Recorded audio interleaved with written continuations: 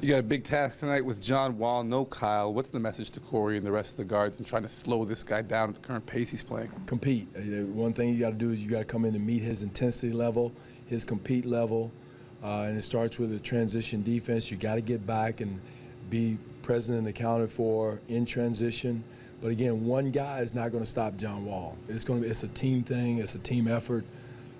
This team got 68 points in the paint against us the last game, and a lot of it started with him. You're getting into the paint, getting by us.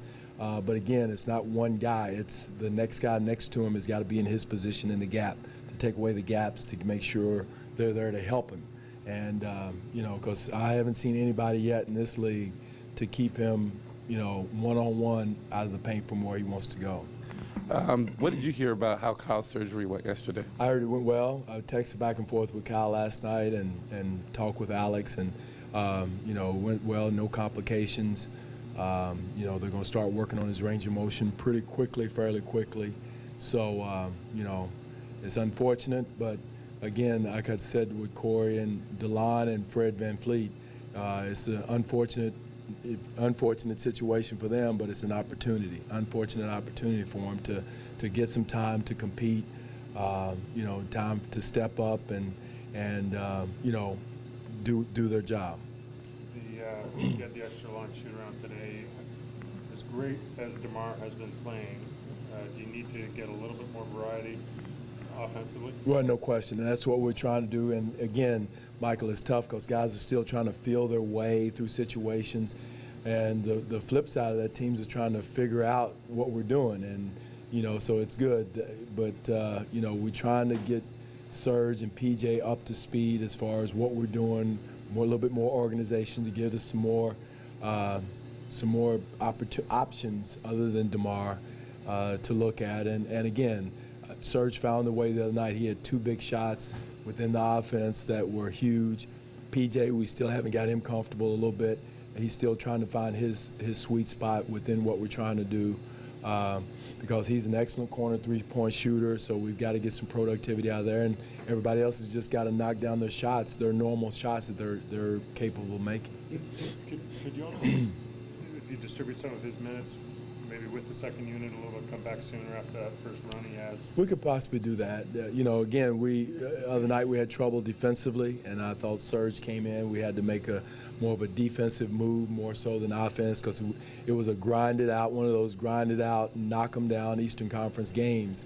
But again, if we need offense, we could possibly put JV back with the second unit to give us a little bit more options and, with that group. In terms of PJ